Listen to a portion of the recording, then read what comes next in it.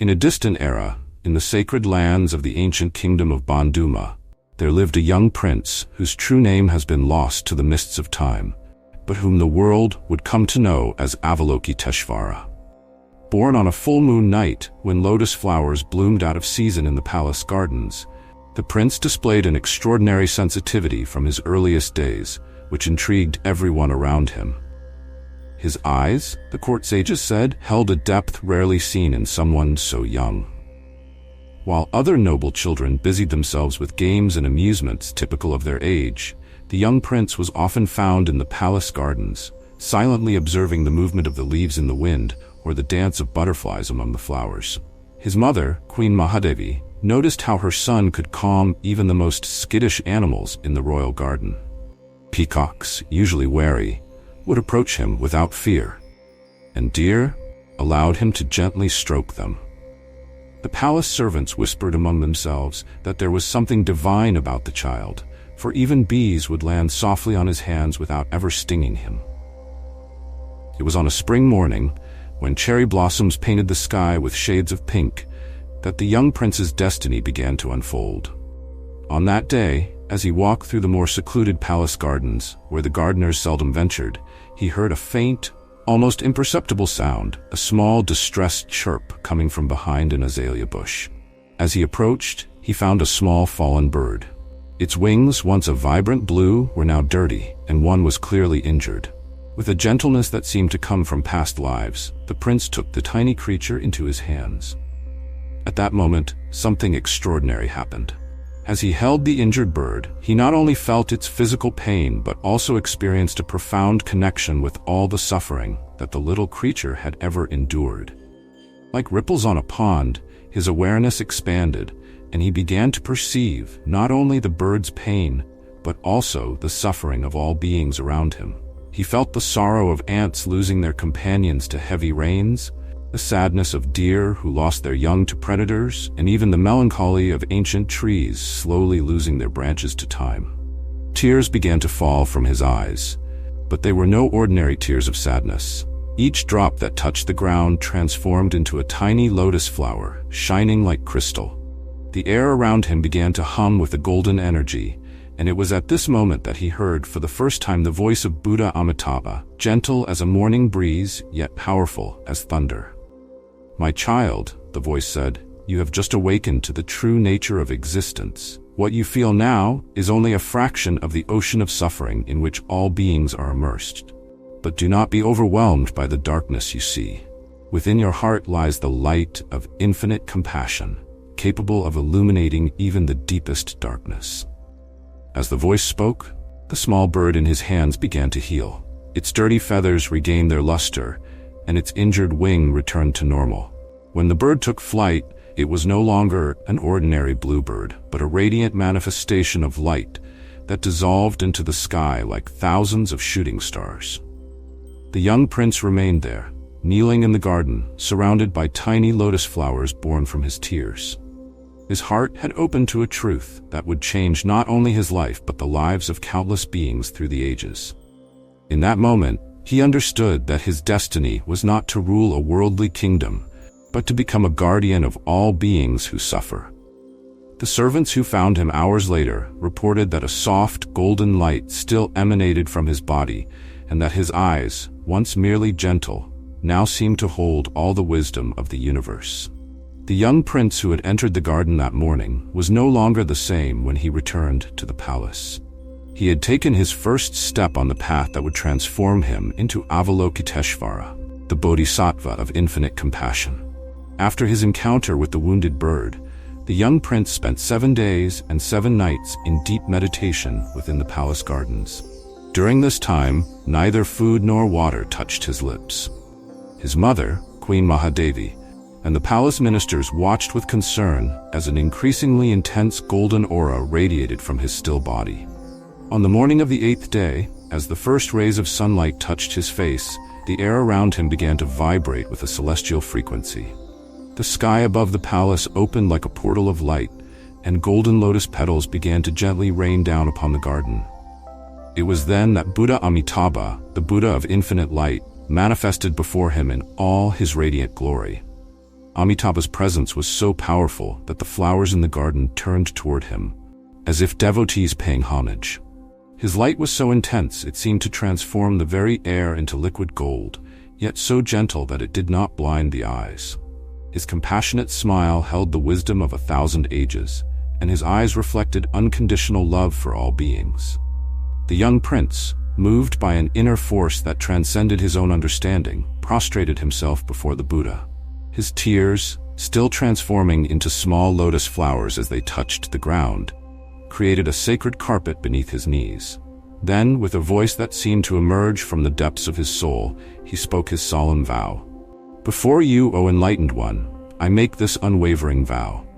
I will dedicate every moment of my existence to liberating all beings from the ocean of suffering. I shall not rest until the last sentient being finds the path to enlightenment. If my determination wavers, let my head split into 10 parts. If my compassion falters, let my arms fragment into 1,000 pieces. If my commitment weakens, let my body dissolve into dust." As he spoke these words, the sky resounded with the sound of 1,000 celestial drums. Devas and dakinis appeared in the clouds, silently witnessing this sacred moment. Even the trees in the garden seemed to bow in reverence to the magnitude of this vow.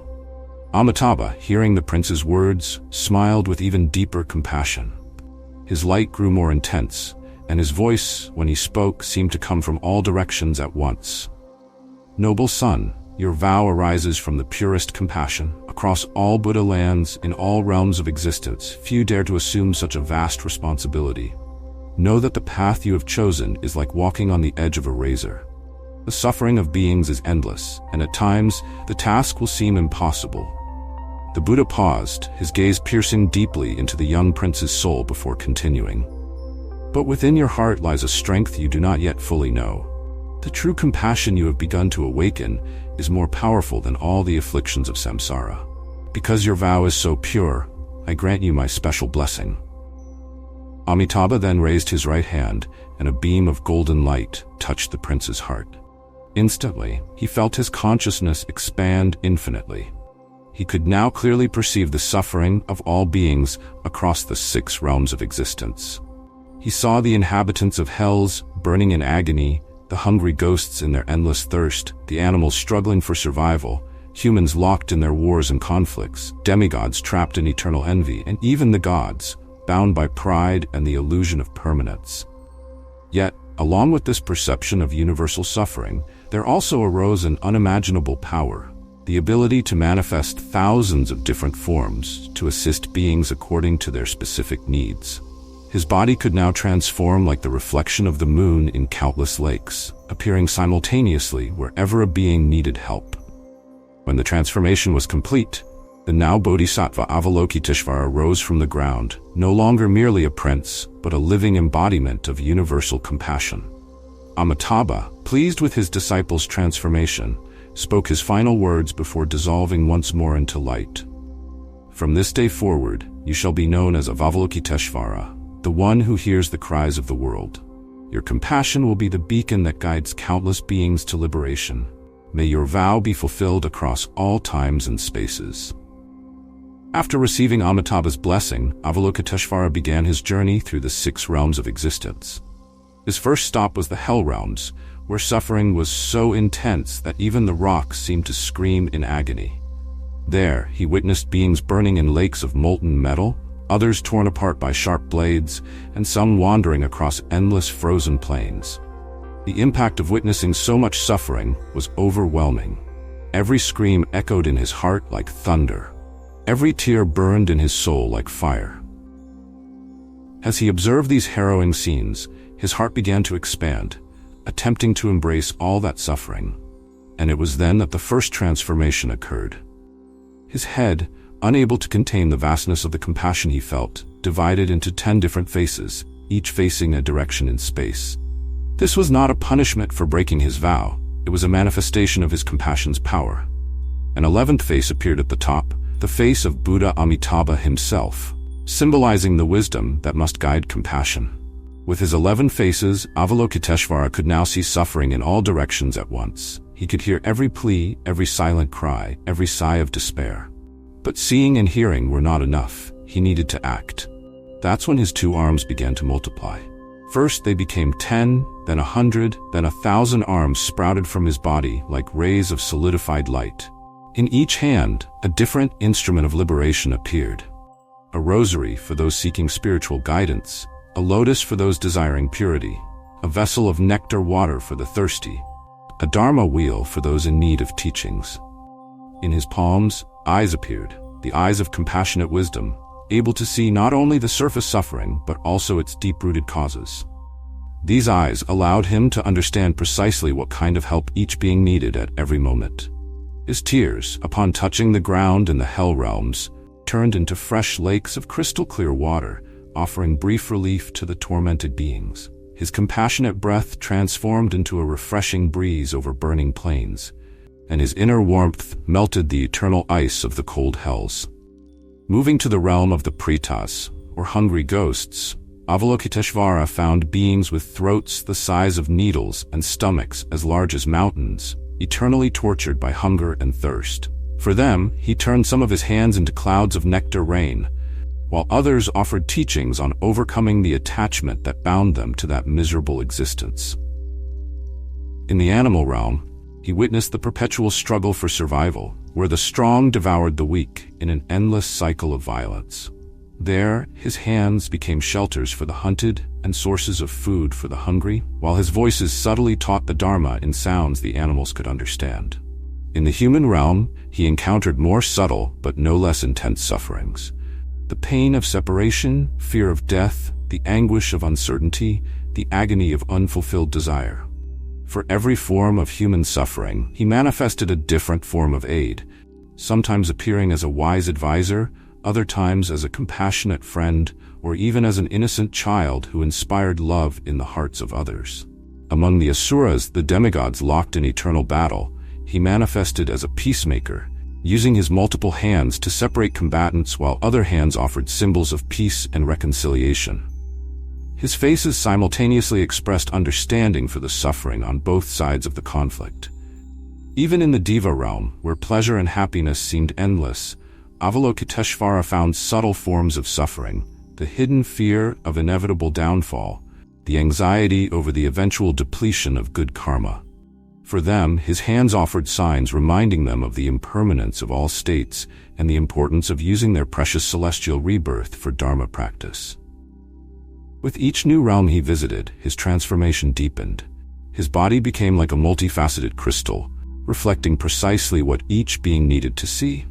His voice gained the power to be heard in all languages simultaneously, speaking different words to different listeners in the same moment. This great transformation of Avalokiteshvara became legendary across all realms of existence. Beings began to invoke his name in moments of need, and he, with his 1,000 hands and 11 faces, always found a way to respond. His very existence became a living testament to the transformative power of universal compassion. With his transformation complete, Avalokiteshvara developed the ability to manifest in 33 different forms, each perfectly suited to assist various beings according to their specific needs. This capacity was not merely a display of mystical power, but the purest expression of his understanding that true compassion must adapt to those who need help. It is said that once, during a great storm that swept across the world's seas, Avalokiteshvara appeared simultaneously in 100 different harbors. For each ship in peril, he manifested in a unique form. For some sailors, he appeared as a radiant lighthouse guiding them through treacherous reefs. For others, as a massive whale gently nudging their vessel to safer waters. And for others still, as an experienced navigator who mysteriously appeared on deck, knowing exactly how to steer the ship through the raging waves. In a region struck by drought, the inhabitants of a small village were on the brink of despair when a mysterious young woman appeared, carrying a jade vessel. She walked barefoot over the cracked earth, and wherever her feet touched, small springs of clear water began to flow. Her vessel seemed never to empty, providing water to everyone in need. Only years later, when the village had recovered and prospered, did the villagers realize that the young woman had been a manifestation of Avalokiteshvara. During a terrible epidemic that spread through several cities, different healers appeared simultaneously in various places. Each seemed to know precisely the remedy needed for each sick person. Some treated with herbs, others with acupuncture, and some healed simply with comforting words that miraculously brought relief. All these healers shared one common trait. Their eyes emanated an infinite compassion that seemed to ease the suffering of the ill.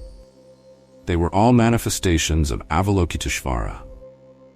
In an isolated monastery high in the mountains, a group of monks struggled with doubts about their vows and practices.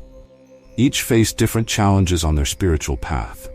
During an intensive retreat, each monk had a personal encounter with a different master who seemed to understand their unique difficulties. For the monk struggling with anger, he appeared as a serene elder teaching patience. For the one grappling with attachment, he manifested as a young ascetic, demonstrating the freedom of detachment. Each manifestation was unique, perfectly tailored to assist each practitioner on their particular path. Such was the power of his compassion that even his voice acquired miraculous qualities. When he spoke, each being heard precisely what they needed at that moment. The same word he spoke could sound like profound wisdom to a sage, practical advice to a merchant, or a lullaby to a frightened child. On battlefields, he appeared simultaneously to all sides of the conflict, presenting himself to each soldier as a fallen comrade who, in his last moments, spoke of peace and the futility of violence. Many wars ended when, inexplicably, warriors on both sides lowered their weapons, moved by a compassion they couldn't fully understand. His presence manifested even in dreams. People in different parts of the world recounted dreams of figures who comforted them in times of deep sorrow or guided them in difficult decisions. Some saw a loving mother, others a wise father, and some a compassionate friend, all manifestations of the same bodhisattva of compassion. In the darkest prisons and the grandest palaces, among the wealthiest and the poorest, Avalokiteshvara appeared in ways that suited each situation. To prisoners, he might be a ray of sunlight entering through a small cell window, bringing hope. To the powerful, he might be a beggar appearing at their gates, offering a chance to practice generosity. The most extraordinary aspect of all these manifestations was that Avalokiteshvara never revealed his true identity. His compassion was so pure that he sought neither recognition nor gratitude. He understood that true help is often more effective when the helper remains anonymous, allowing those who are helped to develop their own strength and wisdom. As his manifestations multiplied, a remarkable phenomenon began to occur. Those touched by his compassion began, unconsciously, to manifest the same quality in their own lives. Like a lamp lighting other lamps, his compassion spread from being to being, creating an invisible network of kindness that extended across all realms of existence.